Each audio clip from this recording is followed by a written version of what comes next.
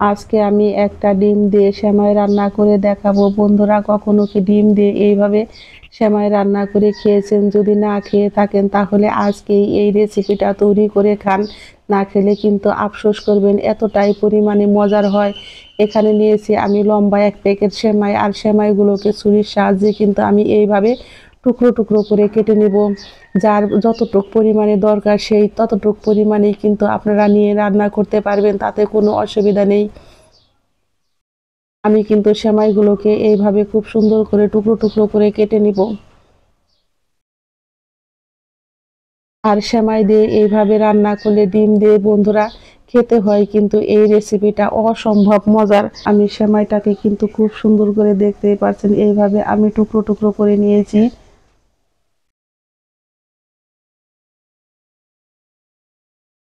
আর এইভাবে টুকরো করে নিলে কিন্তু সুবিধা হয়।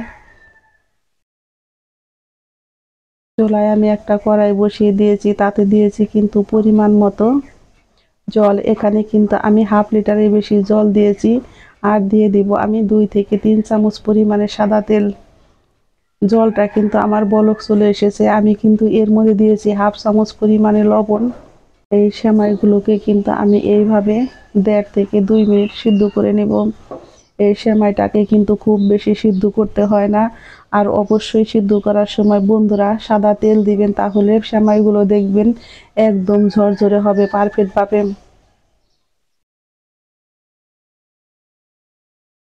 সেমাইগুলো কিন্তু আমার সিদ্ধ হয়ে গেছে। আমি চুলায় থেকে নামিয়ে বেশ ভালো করে জল দিয়ে ধুয়ে নেব।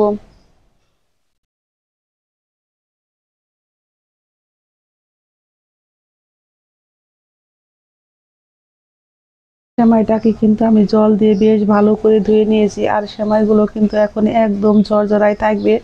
আমি চলে যাব চুলায়, কড়াইতে দিয়েছি পরিমাণ মতো সাদা তেল। এখন আমি দিয়ে দিব 1 মুঠো পরিমাণে পেঁয়াজ কুচি, আর দিয়ে দিব আমি কাঁচামরিচ কুচি।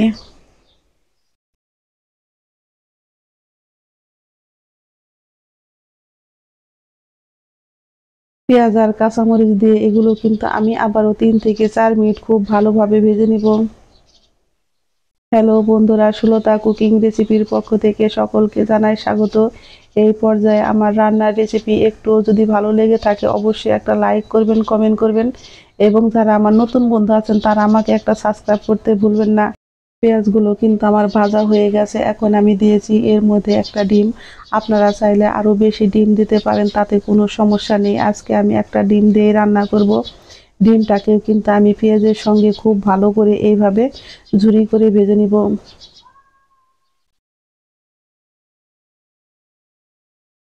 ডিম আর পেঁয়াজটা কিন্তু আমার খুব সুন্দর ভাজা হয়ে গেছে। এখন আমি দিয়ে দিব বড় সাইজের একটা টমেটো।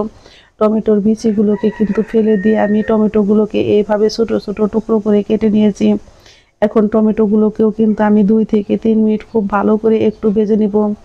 আমি কিন্তু এর মধ্যে দিয়েছি হাফ চামচ পরিমাণে বন্ধুরা লবণ।